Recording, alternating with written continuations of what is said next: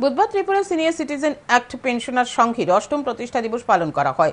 গান্ধীঘাট স্থিত সংঘের অফিস গৃহে দিনটি পালন করা হয়। সংগঠনের প্রতিষ্ঠা দিবস উপলক্ষে এই দিন এক সংক্ষিপ্ত আলোচনা সভা অনুষ্ঠিত হয়। এই আলোচনা সভায় উপস্থিত ছিলেন আগরতলা পৌর নিগমের ডেপুটি মেয়র মনিকা দাস দত্ত, সংগঠনের সভাপতি রঞ্জিত দে, সম্পাদক পৃথ্বী সাচার্য সহ অন্যান্যরা। এই দিন বেস্ট মহকুমা হিসেবে পশ্চিম ত্রিপুরা জেলাকে সত্যেন্দ্র কুমার দে স্মৃতি পুরস্কার হিসেবে ট্রফি এবং ২০০০ টাকা, পাশাপাশি মালতী নাহা মেমোরিয়াল স্মৃতি পুরস্কার প্রদান করা হয় best leader of the year হিসেবে প্রাক্তন হেডমাস্টার বিমল চন্দ্র সেনকে। দুটি পুরস্কার তুলে দেন ডেপুটি মেয়র মনিকা দাস দত্ত। আলোচনা সভায় বক্তব্য রাখতে গিয়ে deputy mayor Monika Das Datta Tripura senior citizen and pensioner সংঘের কাজের প্রশংসা করেন।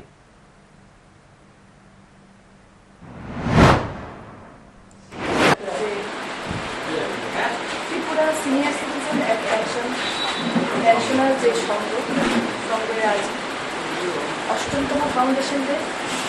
২০১৭ সালে আপনাদের এই পথ চলা শুরু হয়েছিল। আজকে আমি আপনাদের এই ফাউন্ডেশন থেকে আপনারা আমাকে ডেকেছেন, আমি অংশগ্রহণ করতে পেরেছি, তার জন্য সুক্রিয়া আন্তরিক।